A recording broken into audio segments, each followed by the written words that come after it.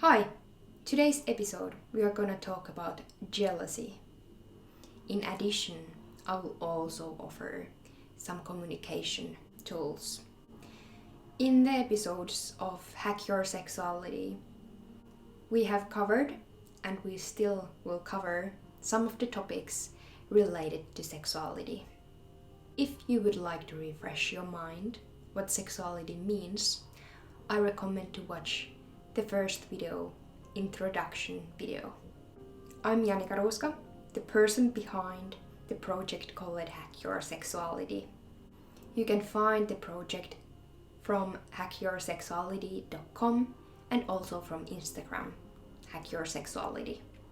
From my educational background, I'm sexual counselor, and in addition, I'm studying neuroscience. So, today's episode, we will cover the topic jealousy. Welcome to today's episode.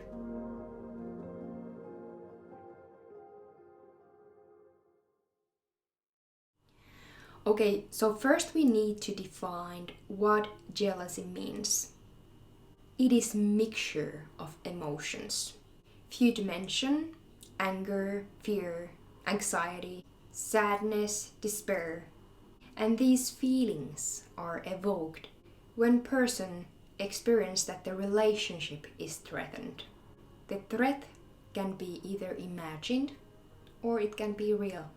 The reason why jealousy is experienced is due to person's own history, self-esteem, things ongoing in relationship, and also our communication habits and the norms in our culture. There are different ways to express this jealous feeling. It can be that the person who is experiencing this starts to spy another person, check the messages, or stay really close by to know what the other person is doing. It can be also that the person starts to hide their partner, or it can be completely different, that the person makes everyone know that there is a relationship between them. It can be also that the person starts to manipulate emotionally, like blaming or then telling some rumors and so on. And not all of these are expressed if the person is feeling jealous. And some of these behaviors can be something else than just a jealous feeling. Jealousy is so normal that it feels really normal. I want to say here that if you are experiencing that, you don't need to feel shame about it. But it's also good to think that do we want to use our energy for that? If there is actually happening something you shouldn't accept and needs to be discussed, that's totally different thing. But there I want to point out that discussion is the solution. And of course I hope that everyone involved to the situation are ready to discuss and try to solve the problem. I would bet that one of the biggest reason for jealousy, or that the jealousy becomes really kind of controlling and negative thing, is miscommunication. So everyone who are involved in that relationship should know what are the wishes and what makes all of you feel safe in the relationship. I want to point out two really important things. Feeling or not to feeling jealous doesn't correlate with caring. So if the person feels jealous, it doesn't correlate with that the other person is caring. And if the other person doesn't experience jealousy, it doesn't mean that the person doesn't care. There are so many other ways to show caring to another person. The other important point, and I know there is a lot of the process with these 2 points, but these are really important to think. So the second one, what I want to say here, is that it's not possible to make sure and limit another person in that kind of way that the other person will not ever meet anyone interesting person anywhere. It's not possible.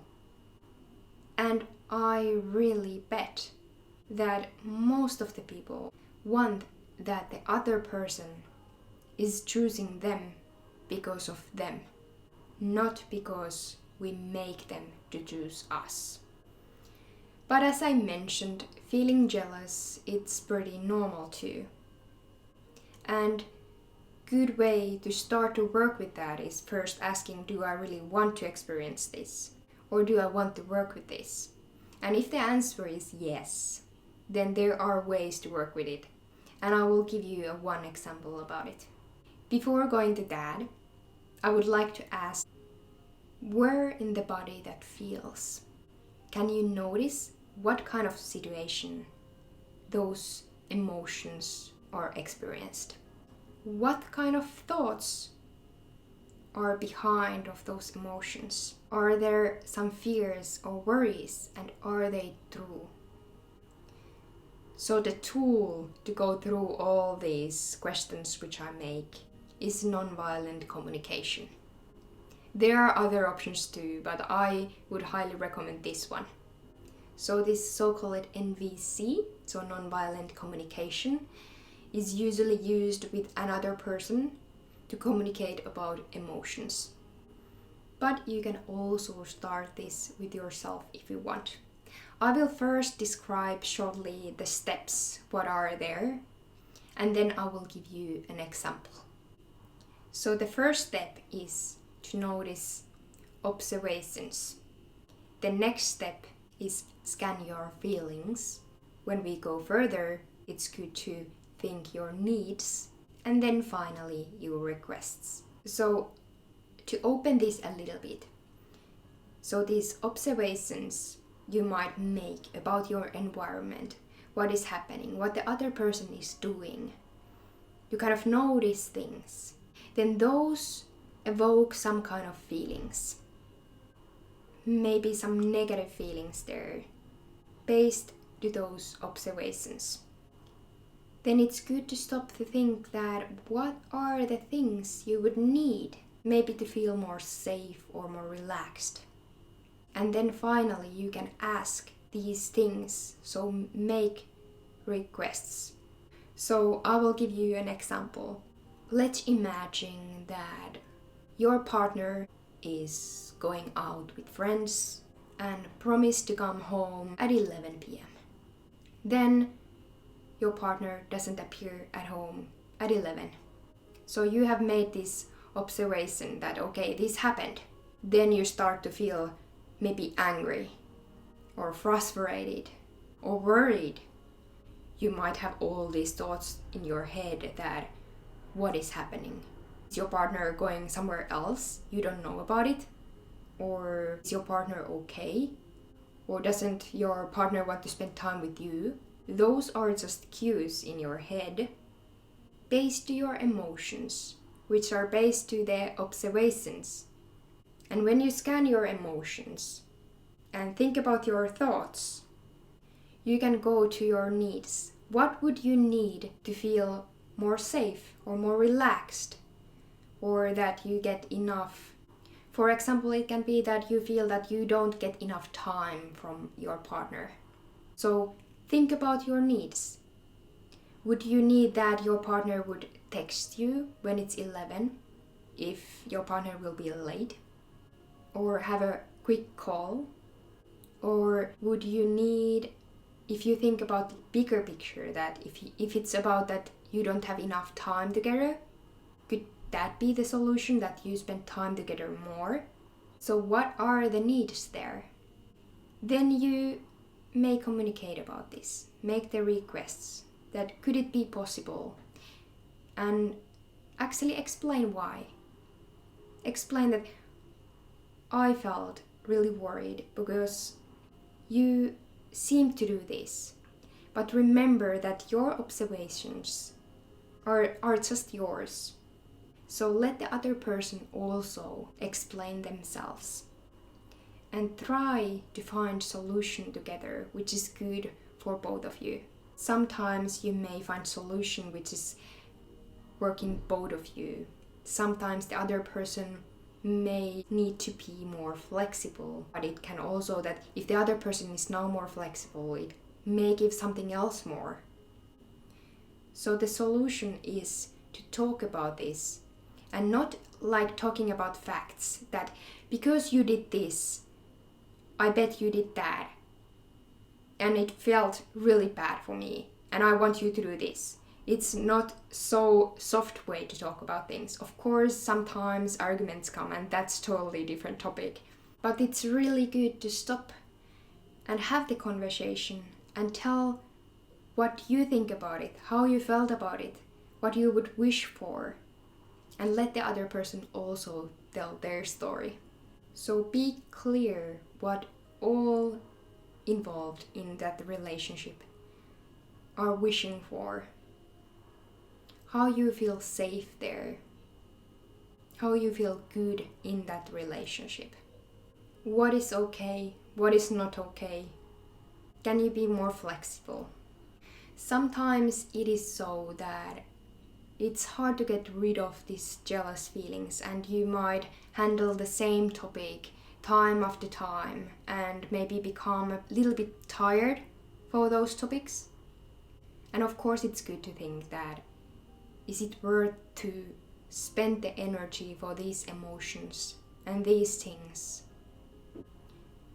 But if you can see the potential there, that you can go forward, that this is just the one thing or few things you can work with, and you can see that step by step the trust is built and things are starting to work. It's obvious that we are individuals, and then when we put people together, not everything goes really smoothly and everything works immediately. But if you can see these steps forward and you find the way which works all of you, that's amazing feeling. To mention also one thing about communication, all kind of communication, that communicate about the communication.